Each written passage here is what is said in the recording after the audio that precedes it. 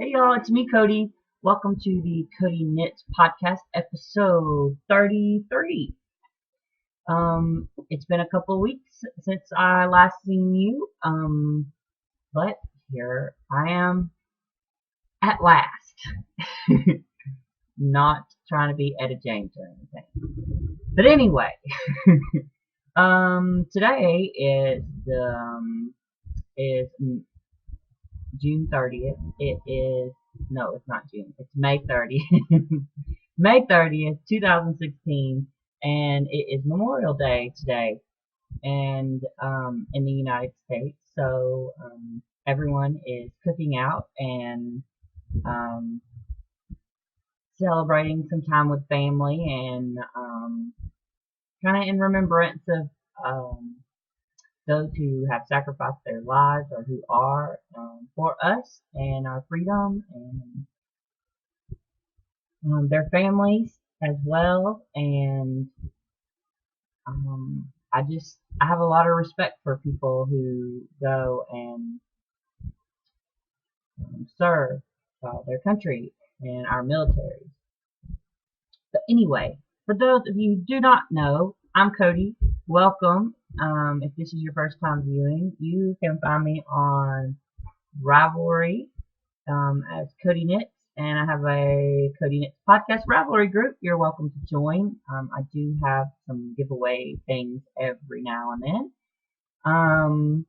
What else? Oh, you can find me on YouTube, obviously, at Cody Knits Podcast, and you can find me on Instagram as nurse_Cody, and Cody is spelled with an I. Look at Diamond. That's Diamond right there. You coming to say hello? Mm-hmm. Say hello. This is my little girl. She just got a bath this morning, right before I did. I always give her a bath, and then I take one myself afterwards, partly because I feel dirty, and the other part is so I can clean the bathtub afterward. So anyway, um, I've been getting some new subscribers here lately, and I just want to say hello to you and thank you for checking out my podcast. And hopefully, you are enjoying something. And if you are, go ahead and subscribe, and that way you get updates whenever I podcast. If you want to. So I have quite a bit to talk to you about today. So let's get started. Discharged projects. So these are finished objects. Here is one. This is crochet. It's a double crochet hat out of some yarn that a viewer sent me. I think I remember, but I don't want to say it. So if you are the one who sent me like 2 boxes of scrap yarn, will you let me know? I'm sure you know who you are because it was 2 boxes and it's all lovely and wonderful. But anyway, this is one of them, and I put a little pom-pom on top. I put a post on Instagram and I said pom-pom or no pom-pom, and the consensus was pom-pom. Actually, everyone said pom-pom, so I put a little pom-pom. This is actually for a smaller head. It's a 50. Hold on. Yeah, about a 50 stitch hat, so maybe a teenager or a child size hat. But yeah, that's that. And I finished another hat.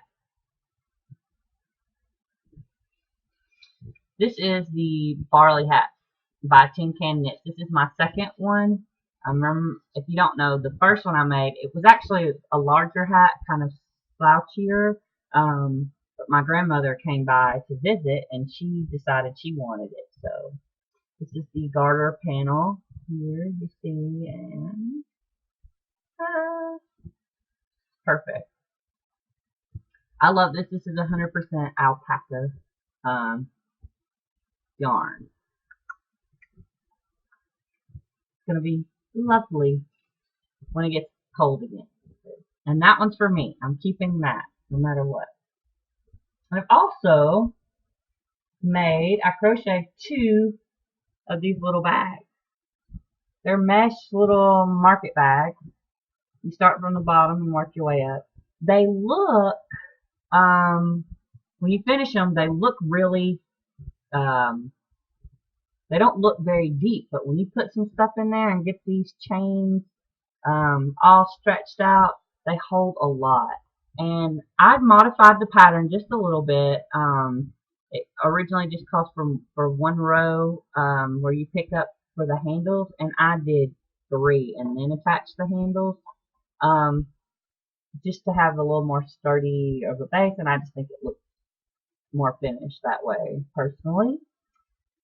The yarn is some really cheap acrylic. I can't remember the name of it, but it was really cheap. So I used a whole skein of it. Let me just, maybe I have it in my knitting journal. A knitting journal, Dan Jones, a knitting journal.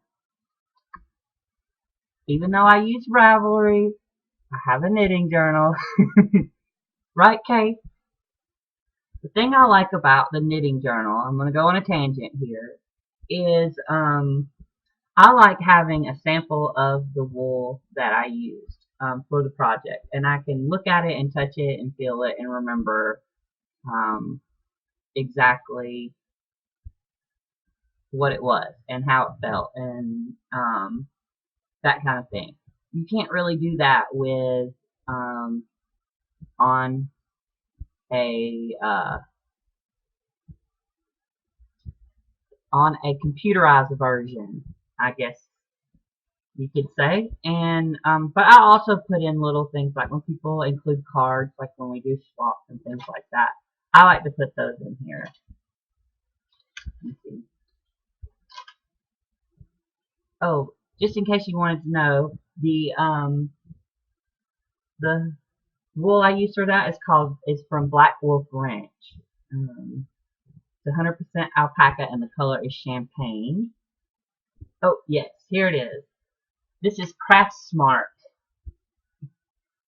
yarn value. It's 100% acrylic, and it's there's 364 yards in that skein, and the color is color number 6, purple, and it's a really rough it's a rough acrylic. It's really scratchy. I doubt it even softened up with washing, and sometimes I'll even put cheap hair conditioner, even though it's not hair, and that'll soften it up a little bit sometimes, but it's really rough, and I was just thinking, yeah, I don't really want to make a hat or something like that. It won't feel good around your neck. It won't feel good on your head. So I was like, I could either make a toy with it, or I could make something else, and I found these little bags. So there's that one, and I made this one. Again, this one's a little bit smaller, but it's still going to stretch it out a little bit too whenever I get something good and heavy on there. Now, I ran out of yarn here, so I just used some black Red Heart Super Saver scraps that I had to do the brim and the handles on this one, and I think it looks good. So I used up that whole skein, and one of these is this one is a gift for someone that they will be getting shortly that they don't know about, and this one I will keep, probably. I might give it to somebody, but who knows. But for now, I'm keeping it. And so that's all my discharge products, but I do discharge projects, but I do have a code or a half finished object. It is in my Mina Makes bag. Mina Makes, if you don't know, she is Nina Phillip. Um, she has a podcast called the Knitting Expat Podcast, and she's lovely. She's a podcaster. She's a designer, a knitter. Um, very lovely. I love her podcast. Um, it's she's she has a great personality. She's very knowledgeable about knitting and passionate, and I just loved it. So, as you probably know, when someone says they have a hoe or a half-finished object, it's socks. So these are my birthday socks, which are also my first toe-up socks. Did I show you these? I can't remember. I need bigger sock blockers. So here they are. This is a size small sock blocker. I think I need a medium. That's too big. Anyway, sorry for the lighting. It's just that time of the day where the sun isn't shining in the best parts, and turning on the lights isn't really helping either. But I have plans later, and I wanted to get this podcast going. So I use Fish Lips Kiss Heel. It's just a vanilla toe-up sock pattern, and I use contrast. Another thing I've never done before is using contrast heel and cuff. I was gonna do toes, heels, and cuffs, but I got so excited about casting on toe up for the first time that I forgot. But I did want to do the heel and the cuff in contrast, and I love it. Now I do have holes here where right there. You can't really tell because it's dark, but that's not from, usually when I do a Fish Lips Kiss Heel pattern, that doesn't happen. The reason that is there is because of how I was joining new yarn. So once I sew in or weave in the ends, that'll go away. But that's why the little gap is there. I mean, sometimes I'll get a little gap with the Fish Lips Kiss Heel, but usually I don't. But whatever. But I love it. I can't wait. And I've knit this much of my second one. So I finished the toe. I'm working on the foot. These are my Chalgu red lace. They are 2.25 millimeter or US 1.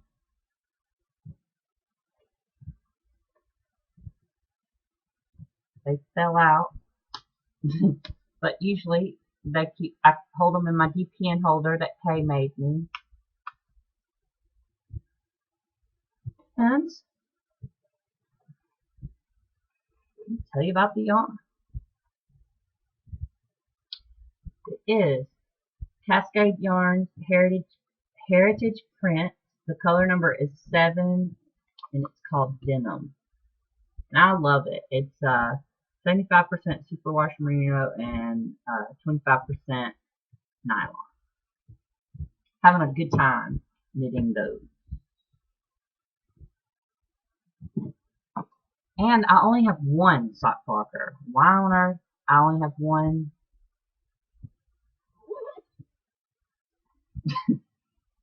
Anyway,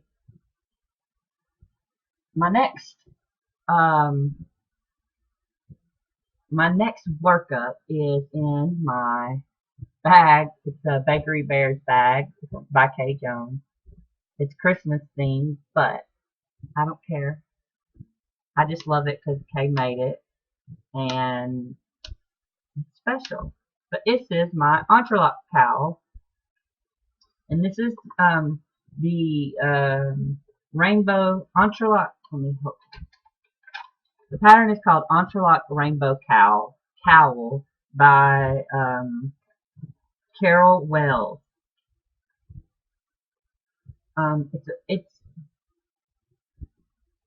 It's a beautiful pattern. it's just taken me a while to do it. So this is how far I've gotten.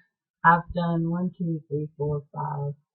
I've done 5 more rows, since you last saw it. And I'm at a point where I need your opinion. Diamond, you're falling. Let's sit right there. You're falling off.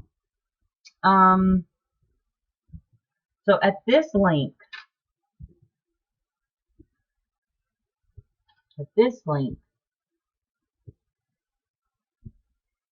the cowl is going to fit me, you know, snugly. I like that. You know, it's not going to be like tight, like but it's hard to show you because but there's going to be a little room. I have this much left over. I'm getting really tired of knitting this. I'm not having fun knitting it anymore. I love the yarn. It's 100% cashmere. Of course, I love the yarn. But I'm just the entrelac. I mean, it's in one color. It takes me so long to do one row because I can't get into a groove because each one of these is 7 stitches. So you knit 7 and then turn and purl 7 and whatever. And then you do that so many times, and then you gotta pick up and you knit and knit 7, purl 7, all, you know, and you do that for each one. And then it's just taken forever. But I think it's at a length now where it will be nice around my neck like a cowl. And I think I'll be happy with the product. I just don't know what I would do with what's left. I don't want to waste it. Obviously, I could maybe make some small fingerless knits, maybe. But I'm just tired of knitting it, and I'm ready to have finished object. But what do you guys think? Do you think I should keep knitting it because it's summer and it'll be a while before I can even wear it, and make it a little looser, where it hangs kind of like this, or because it is cashmere, it is nice around your neck and everything. So what do you think? Give me your opinion. I'm knitting these. These are Knitter's Pride Symphonies or Dreams or one of those. It's a 2.5 US 2.5.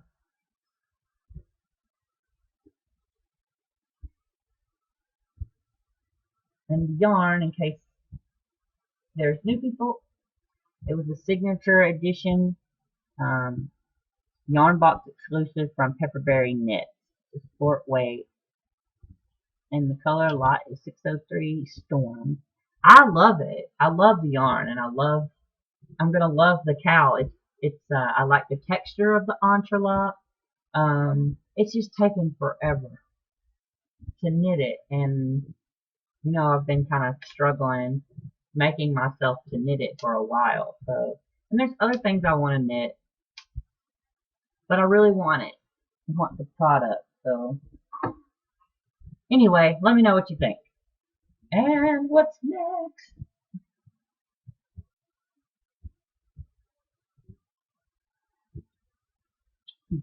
I'll show you that in a minute. This one is in the yarn from Erin at Give Me Yarn 418. Southpaw Creations. It's her Etsy shop. You should go check her out. This is my sock head hat. I just started the decreases for to finish it up, and then I got busy. I felt like crocheting and things like that, and working on some other projects. So again, there's that. I don't know why it did. Anyway, I think this is kind of cool. I don't think it's gonna aggravate me. I think it'll add some, you know, character to it.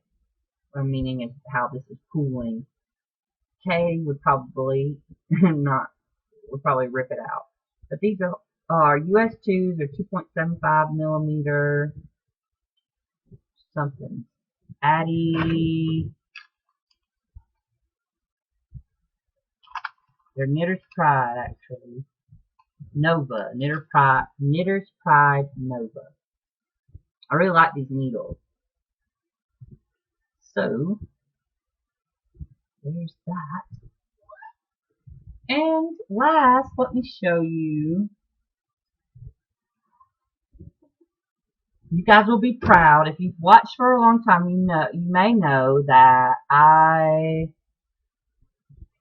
was doing a Fair Isle project. And it was my first Fair Isle. My first Fair Isle project. And this happened. This is what it's supposed to look like. And this is what it does. So basically, this thing came out of this. And so all my stitches, well, a lot of my stitches fell off. And I just, you can't use this anymore. There's no way. It's broken. I could have maybe tried to super glue it, but it just made me so upset. So upset that I just put it away and didn't look at it. So this is going back in the trash. But what I have done is wound it, I frogged it, ripped it out to begin again. The problem is, and the reason I haven't started it again, which I want to, is because I don't have a cable needle the right size. So I'm gonna need to order. I have a little set of carbons, the carbon interchangeable set, but I don't have a small enough cable, and I don't have it on another project either. So I need to order some cable one day. So yeah, that's that. Next would be my admitted projects. So those are my long-term projects.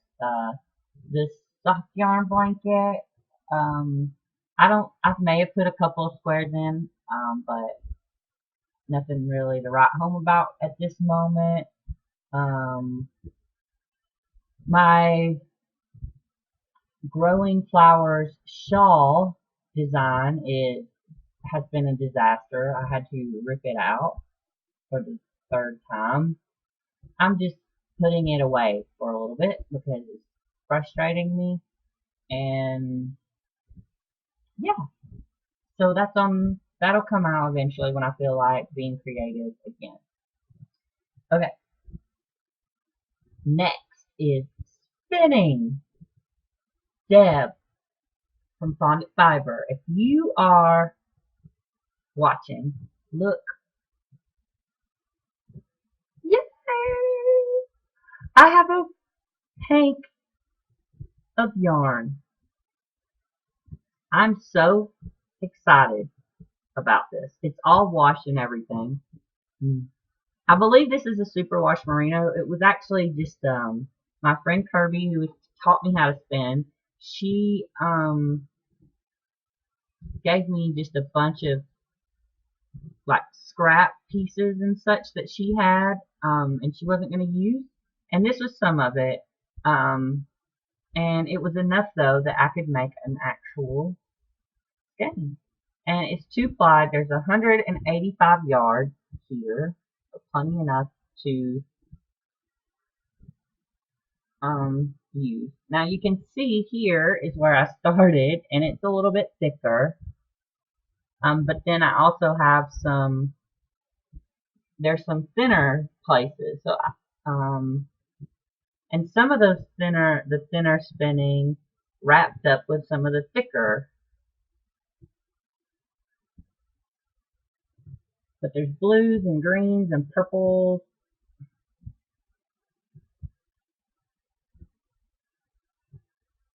I love it. Now, there was places in here that I noticed that I could have spun them together, applied them together a little more, because there are some places that are a little bit loosely plied, but it's okay. Not bad for my first rodeo, right?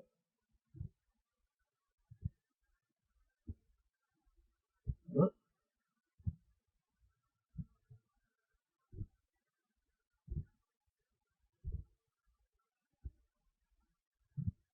ta-da! So excited about this. I can't believe it. I finally have one. I don't know what I'm going to make with it. It's going to be something. Probably a hat or something. I don't know. But I'm excited. I can't believe it. But I also started spinning a little bit. It's not been much, but I started a little bit of spinning with some yarn that I got from Deb at Fondant Fiber. This is some of it. Ooh, it's so soft. And I love how it smells. I love the blue and the white. It just reminds me of like the sky and the clouds or water. It also kind of reminds me of like water running stream or something. So I left the thing over there to tell you what fiber content it is, but it's lovely and I will tell you next time. I keep this in the bag that Deb made for me from Fondant Fiber. I love this bag. Perfect. So, meanwhile, this is my first real, like, full skein, and just keep practicing with your spinning, drop spinning. You will get better every day. The more you practice it, it gets better, it gets easier, you get a flow going, um, and yeah, you're gonna love it. It's really cool when you finally have something that you're gonna be able to make something out of. It's yarn. And even if it's thick and thin, that's fine. That's the beauty of it. Even if it's all thick, look, you make chunky yarn. People pay for that, right? People buy chunky yarn. Chunky yarn. I love making hats out of chunky yarn because they're quick. um, so yeah, just spin and when you feel like it and enjoy it, and it's not going to be perfect, and that's the beauty of um, hand spun yarn is that it's not perfect and it's beautiful at the same time. So I'm very pleased with um, that skein. There's a lot of barber poling and because of doing it two ply and not really paying attention to whatever. But I love it and it's really cool. And you can tell I was getting thinner. The more I spun, the more I was able to get a thinner yarn or a thinner draft and everything. So just keep it up. It gets addictive, especially when you start getting the weight of yarn that you want or the weight of fiber in your draft that you want. And it just takes practice like anything else. So don't give up. Just keep going. You'll be happy. Excuse me, I got the hiccup. You'll be happy with it. But just like everything, it takes practice. It's not something that happens overnight. And when you're drop spindling, it takes a while to get to spin this much. It just does. And that's the thing about it, not having a wheel is that it's drop spindling and it's going to take you longer than it would if you had a wheel. But, so you have a lot more hours and work in it, and I understand that's how I felt when I was doing it. I was like, this isn't, I don't know, it's just going to turn into something I'd actually want to knit with. But once you ply it and everything, it gets that way. It gets to, yeah, I would knit with this. So keep it up. You're doing great. And so yeah, that's spinning. Sewing. So I haven't been doing any sewing at all, and not because well, I've been kind of pretty busy here lately, and I'll talk about that later. But it's mostly because I don't really have materials and things that I need to to sew something. Um, so yeah. Um, I did get some mail. Yay! So let me show you. First thing I got was from Codi, from the Crafting with Codi pod. Well, she's Crafting with Codi on YouTube. And where else? Are you Crafting with Codi on Ravelry? I think so. But um she has show and tell, a show and tell thing for her podcast. Anyway, I participated in her birthday along that she did, and I actually won. I was surprised, but look what I won. It came in the mail. It's Knit Picks Felici, and it's so soft. And it smells really good too for some reason. But it's 75% superwash merino and 25% nylon. There's 218 yards of 50 grams in each. So definitely can make 2 at a time pots of these. It's a fingering weight yarn, and I can't wait to use it. I'm so excited that I won because I've been wanting to try this out. I just haven't had time. So she gave me that, and she included a cute little card. So, hi. Claudie's super sweet. You should go check out her podcast, Crafting with Claudie. Um, she is she also does some tutorials, and she does some she writes some patterns, crochet and knitting and other crafty things. Crafting with Claudie. So she cross stitches. Is really cool. But yeah, she's wonderful, and you should go check her out. Next. Oh, also, Miss Diane, you know who you are. Miss Diane sent me. Is it Diane or Denise? Diane, right? Yes, I believe.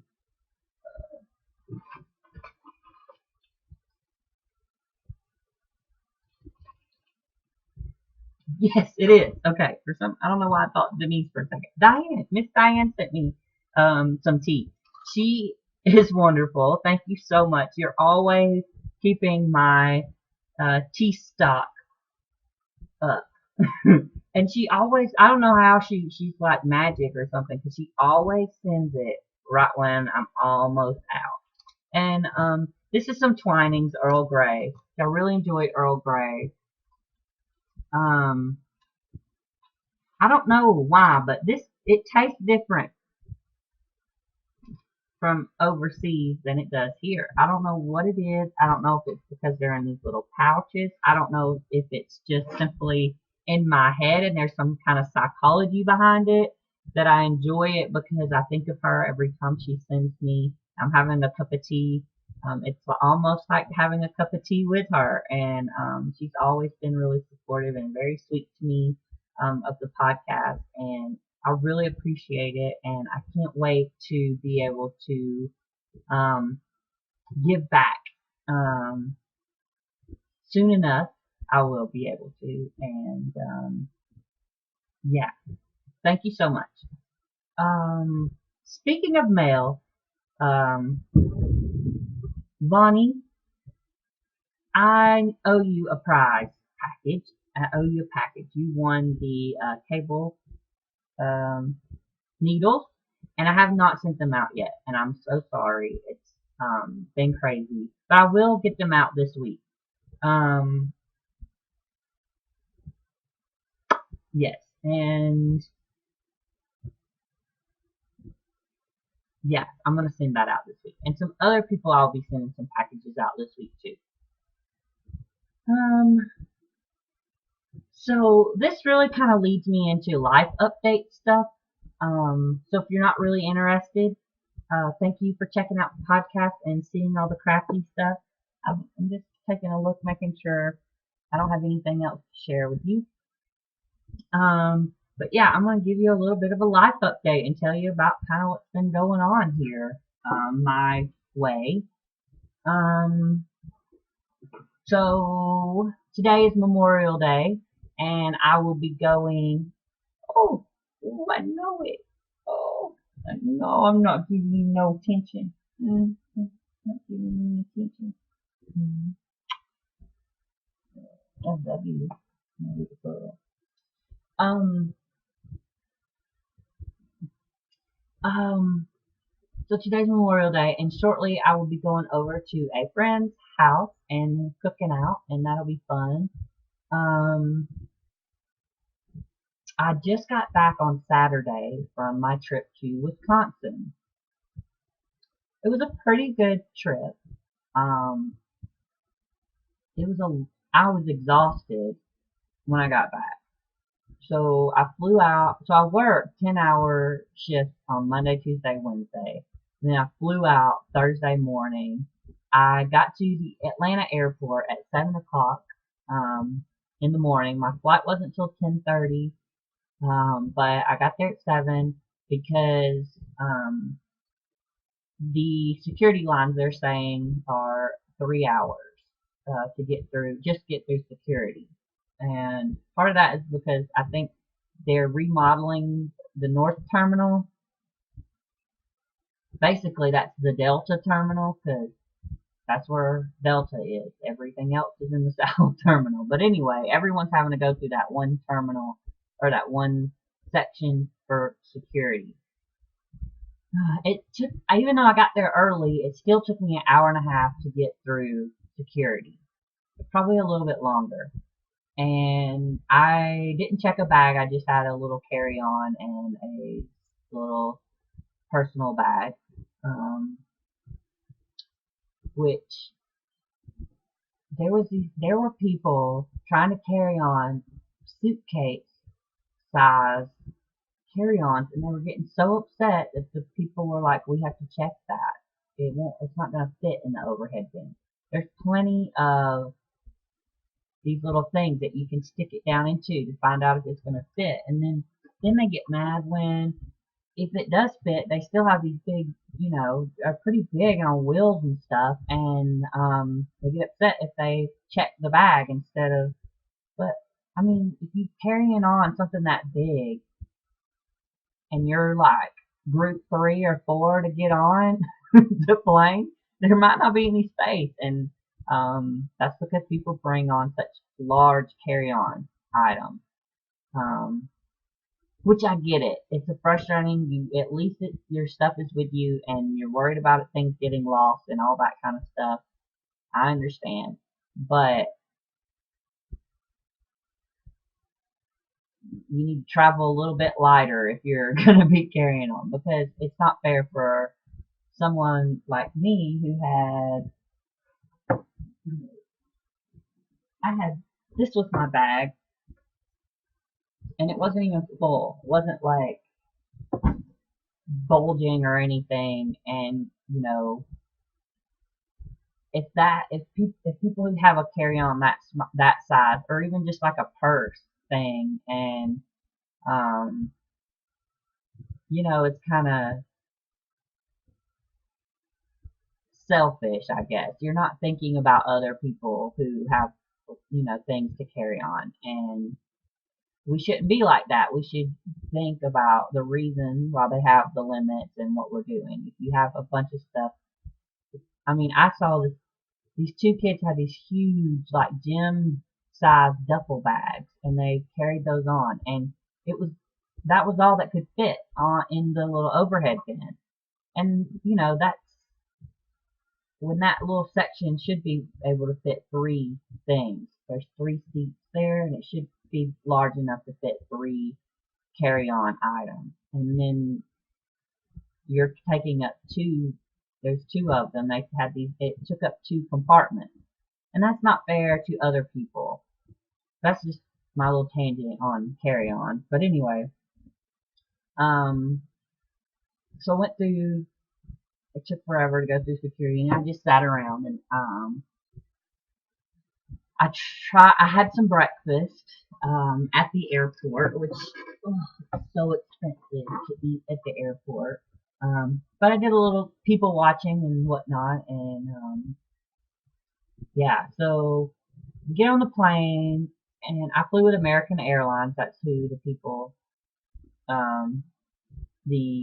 from Wisconsin set me up with. I flew with them for the first time. I'd never flown American Airlines. And they had me in economy seats, and yeah, the first flight was rough. I flew from Atlanta to Chicago, and luckily I was on an aisle seat, but the weather was not that great. We had pretty bad turbulence when we were coming in. We were descending to land. People were screaming and stuff. It got so bad, and it made me nauseous. And yeah, I'm glad I was on the outside, because if I get really nauseous like that, and I start claustrophobia kind of kicks in, and if I was stuck in behind the window, I probably would have panicked a little bit. But anyway, I was able to put my head down and whatnot. Anyway, what was it saying?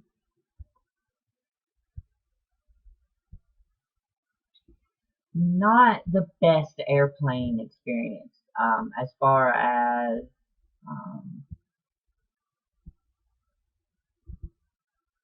service, I guess. I don't know. It just seemed it was just a very different experience than I've had with other airlines like Delta, or and I've flown overseas before and things like that, and it's just a very different experience. Um, but anyway, I flew from Atlanta to Chicago, and then from Chicago, oh, another thing is this plane. We were like 30 minutes sitting in the plane for 30 minutes because the cargo door wouldn't close or something, and they were having to fix it. And then, you just start thinking like, what do you mean the cargo door won't close? What else isn't closing and working right on this airplane? So yeah, um, I read on the plane. I didn't knit. Um, I took my I took my entrelac cowl, and I did knit it on it the second day I was there in the hotel room a little bit, but I didn't knit on it in the plane. It got through security fine because they're wooden needles. Um, but I've never had issues with my carbons either. And I think it's just because the little tip is metal, and the stem or whatever of it isn't metal necessarily. So maybe that's why, I don't know. But anyway, then I got off the thing in Chicago, and I was late, and my boarding pass for the airplane in Chicago didn't say like what gate or terminal or anything. So I'm already running late. I'm trying to figure out where to go, and then I'm nauseous and I just want to lay down. And so I finally figured out where I was supposed to go, and I sat down for a minute, and I'm starving at this point. I had planned on having an hour in between to grab lunch, and even though I had breakfast that morning, I just had a little bit of breakfast and I was hungry. And I thought that was contributing a little bit to my nausea.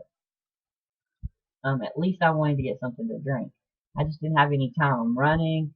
And then the plane isn't at the terminal, so it was running late. So I ended up, and it was a tiny plane. This is the smallest airplane I've ever been to. I flew from Chicago to Central Wisconsin Airport, and it's a really quaint airport. But it is nice. It was really nice. But the plane was small. Like you have two seats on this side and then one row of single seats on this side, and it's just really tiny, and you can't really stand up all the way. Um, and I probably could, but I felt like I had to duck. I'm not even that tall. I'm 5'8". So if you're probably like 6 foot tall, you probably would have to duck. Um, but yeah, that flight was smooth, and I was on a single row over here, which is nice, especially when I had been nauseous. So yeah, flew in, and then I had to pick up the rental car, and then the rental car people were trying to make me give them my credit card, and I said, no, I'm not giving you my credit card because it's not supposed to be charged to my credit card, and it was a new guy, a new person working there, so they finally figured it, and I told him, can you get someone else? Because there's obviously some confusion, and then the other person came, and they're like, oh yeah, this is what you do, blah blah blah, and I got the car, and it was a little Honda, so it didn't have a GPS in it, which was since I had to drive 2 hours away, it was since I had to drive to almost, well, it was an hour and a half, I think. It's probably less than that if I sped a little bit, but um, it would have been nice if the car had included GPS. I use my phone, but sometimes cell service isn't reliable, and yeah. So I was starving, and I stopped. I got on the road, and I was like, surely there's something to eat somewhere, and it was like 3 exits before there was anywhere to eat, and yeah, it's beautiful up there. So anyway, I stopped at a McDonald's, and I haven't eaten at McDonald's in a while, but I was like, well, I can get some fries and a sweet tea. Well, I had the fries, but I did not have a sweet tea, which is iced sweet tea. A very southern thing, and Wisconsin is not very southern, so I had a Coke instead.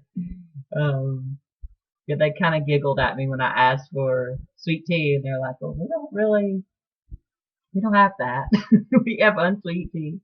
So anyway, it was funny, and I was about 15 minutes late. So I had my first appointment or meeting was at 4 o'clock that day, and I got there at 4:15. But I called and let them know, I was running a little bit late. Sorry, I'm boring myself. So I got there, and they were super sweet. I met with a lady that's a manager, a department manager over there, and they gave me a little tour of the place, and I met a couple of one of the nurses and everything, and it's very different from Emory. Emory is very large, and this place is not, but it's very nice. Um, and so I met with a lady in HR too, just to ask any questions or answer any questions, and then I finished the tour. Sorry, I finished the tour of the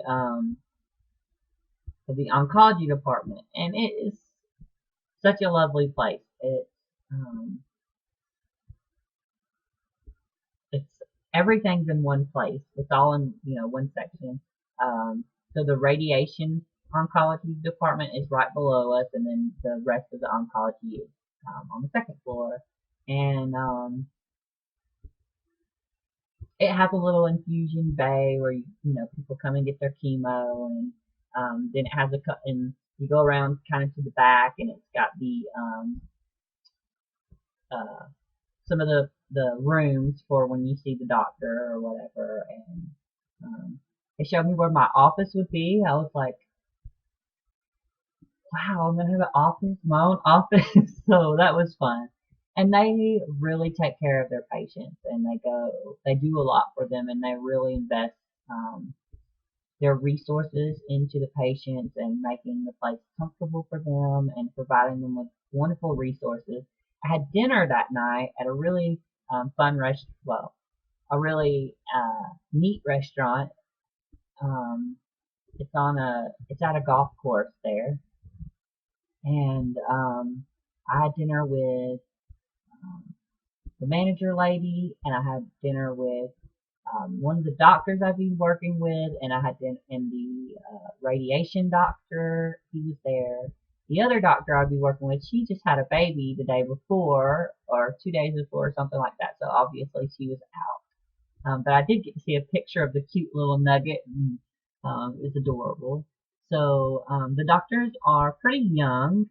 Um, and very passionate about what they're doing. Um, they're very nice. We were able to cut up with each other a little bit and that kind of stuff, and that was fun. I really enjoyed my visit.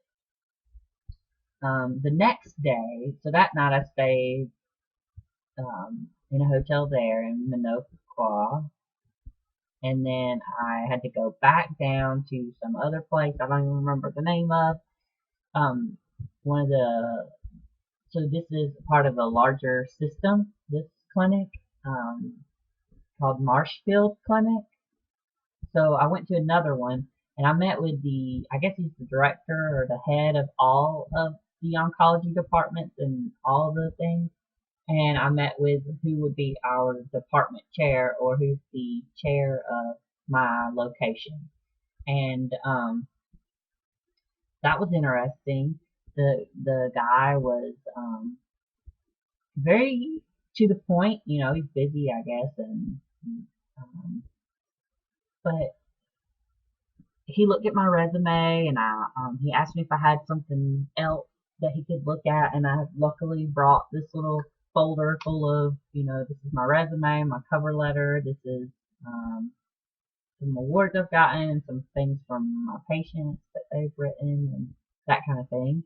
And he told me, some of the expectations, and I didn't think that they were too much to ask for, really. It was that I would be um, doing some management, which I wouldn't have the title of manager, but that comes with the role. You're mid-level nurse practitioner, you're managing patients, but you're also, making sure that things get done for the patient. So you kind of are managing the nurses and staff as well a little bit.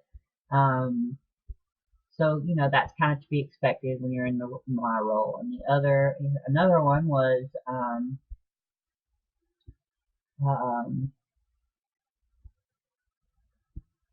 lead. So that was leadership. Another one was he said that I needed to, I would be expected to be at these meetings called tumor board meetings where they all get together and they discuss patients and their care plans and that kind of thing. And um, they're really, evidence-based practice focused, and they want to do what's best for the patient. And so they kind of they hold everyone accountable for those kind of things. And the other thing is a collaboration, kind of, like if someone in another clinic, another nurse practitioner was out for whatever reason, like having a baby or vacation, that, if I could, that I would go to that clinic and step in and help out.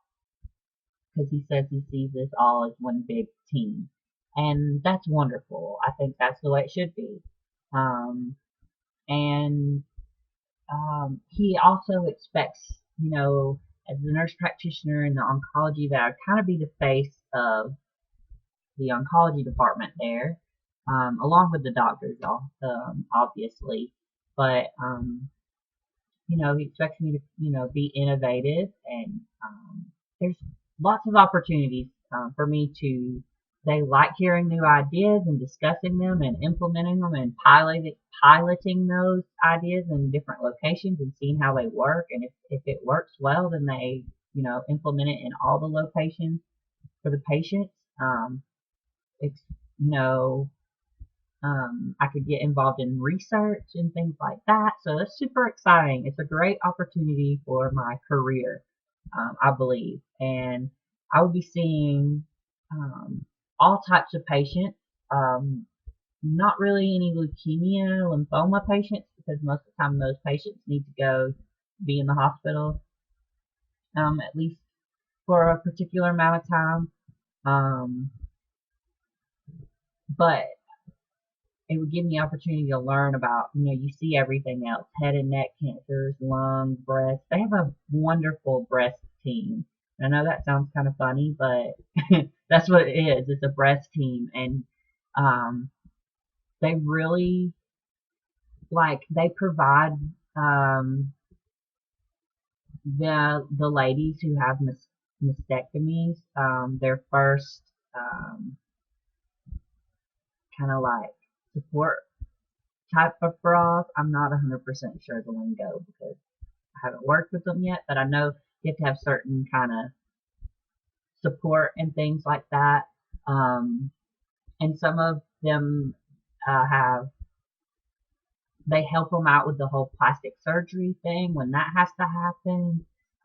They coordinate every step of the way with them, and they give them like when a patient is newly diagnosed, they get this packet and or this package really, but it has a bunch of they get a binder that's like tells them what about their cancer. It tells them about has a place where they can keep up with their labs and that kind of thing, their appointments. It tells them about their chemo, but they also give them things that we that they need as a cancer patient, like a thermometer. They need to be checking their temperature, at least twice a day. Low grade fever is a big deal for a cancer patient. So we want to know. They might not have any other signs of infection, but they might have a low grade fever, and that might be the only thing that tells us that something's going on. So having a thermometer is very important. And they give them some books. They give them some of them get certain recipe books. Someone made a recipe book, and for she had went through cancer, and she made different recipes that were appetizing to her. Because things change when you're going through chemo, especially taste and stuff like that. Which I just thought was wonderful, and they use resources that are gifts and donations from the community to be able to do things like that. I was able to see they use the resources and they really give back to the patients. They're redoing the floors, getting some better stuff in the floors and that kind of thing. But they're not just giving it, taking the money and paying people's bill or paying bills with it or something like that. They're giving it back to the patients and the community, and that's really awesome. The doctors were amazing. Um, you know, they made me feel like I have a lot of opportunity there to grow. They made me feel like I have a lot of support as well. And Dr. Lai told me, she said, "Yo, I'm always going to be here for you, and I'm always, and that made me feel really good. And we all got along really well and hit it off and that kind of thing. And yeah, they seemed excited for me to be there. And the doctor that I met with, the director, he told me after grilling me about all those expectations, he said the reason he was doing that is because he had already made up his mind that he wanted me there and that I was hired. And he just wanted to throw those out there in case any of it was a deal breaker. Um, and so yeah, and then after I was like, I think all of that is fair. I think it's you know, important and a great opportunity for me to grow and learn, and I'm excited about it. Now, sorry this is so long, but let me tell you about the area. So Noqua is in north Wisconsin, and it's in a very beautiful place. It's actually kind of a tourist town. People come up there to go camping and fishing. There's like a million lakes in that area, and they're beautiful. Especially this time of year. There's no snow, and everything's really just a vibrant green color, and the air is so clean and clear. Almost made me dizzy. It was so fresh. Um, and the people were very nice. Everyone was so welcoming to me.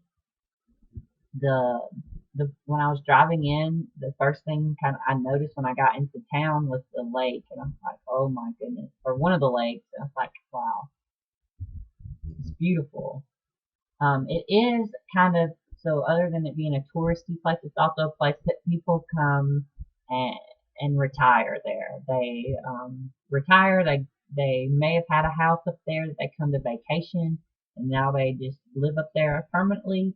Some of them still kind of just come up there during when it's super hot. You know, people from Texas and there's like 150 degrees or something. They come up and it's not so hot. Um, there's lots of stuff to do outdoorsy kind of things, which I enjoy. So there's hiking, there's biking, there's, you know, the lakes. You can go skiing and stuff like that on the lake. And then whenever it turns winter, at least it's not just cold and snow everywhere. Like they have cross country skiing, they have jet ski, not jet ski, snow ski. What are those called? Snowmobiles, um, and ice fishing and things like that. I think there'd be things for me to do. At the same time, I'm having a little bit of reservation because of those same things that I like. But being the only one of the only young people up there, I don't know how that's gonna work. I don't know if I'm afraid I'm gonna go up there and be lonely. I guess is what I'm afraid of. But at the same time, it's the cost of living is cheap up there, and I can always. It's like 4 hours to the nearest big city, but I can take the weekends and go, and I might enjoy that. Get to see some cities. Milwaukee. I could go to Chicago. It's like 5 hours away. Um, or a short flight, and things like that. I think could be fun, and then hopefully I would have some family and friends that would come up and visit every now and then because I would be able for a whole lot less. So for what I pay in rent here in Atlanta, I could get a like 4 or 5 bedroom house with land on the lake for what I pay here. For half of what I could pay here, I could get a 3 or 4 bedroom house that's not on the lake, but close enough. And yeah, so that just to give you an idea. It's it's I'll be able to have places where people can come up and stay. There's a golf course up there, so I know my uncle would love to come up and golf, and my dad. I'm sure my mom would want to come up, even though she doesn't like to fly. I'm sure she'd come up and stay some. I'm not super concerned about the winters. I don't know. I've always wanted to see real snow, and I think if it's cold, there at least should be snow. If it's hot, I need to be near a beach. That's my philosophy, I guess, or at least some type of water. So anyway, I'm still a little bit torn, but I think it'll be a great um, career opportunity, and I don't have to stay up there forever. And that's what I keep reminding myself. I can be there for a year or two and be happy. I think so. Yeah. Um, my job at Emory is going well. I'm working at the infusion center there, and I'm having a good time. I'm learning a lot, and I'm really glad that I'm having the opportunity to work outpatient in the infusion center as a nurse before I step into my role as a nurse practitioner, because there's a lot of reactions to certain chemotherapy, and the nurse practitioner is usually the first one to respond to those situations. Now, I wouldn't necessarily know what to do in those situations. We have chemo reactions in the hospital, obviously, but it's a different setting, it's a different situation. Some things we don't, inpatient, we don't necessarily treat as an emergency. We just have protocols to help it or whatever. Like for instance, sudden vomiting or nausea during a chemo infusion, outpatient in the clinic in the infusion center, you stop it, you call the mid-level or whatever, and they basically get extra drugs, and you once it's better, you resume it, and hopefully they are okay. Inpatient, we would just go and get one of their PRN, which is as needed anti-nausea meds, and give them a little bit more and go from there. But there's also you can have some other pretty severe reactions to chemo, and it's usually not the chemo that you're having a reaction to, it's a preservative that's in it. But I know in my head things like they need IV Benadryl, more Benadryl, more hydrocortisone, Pepsid, and go from there. If they're not breathing, epinephrine. I kind of know that in my head, but it's nice to experience those as the nurse, where I'm not calling the shots before I go into a role where I'm the one telling people, what to do and writing the order for the medicine that I just said. So anyway, it's pretty standard procedures, but it's still scary. um, but yeah, anyway, I'm enjoying it. It's, I'm learning a lot and whatnot. So anyway, this has gotten over an hour, and it shouldn't have been. So I hope you're all doing well. I'm going to let you go. I'm going to be uploading this or converting it, whatever it does, while I'm gone. And hopefully you'll see this. It'll probably be tomorrow or late tonight before you see it. But anyway, hope you're doing well. And remember, take things one stitch at a time. See you next time.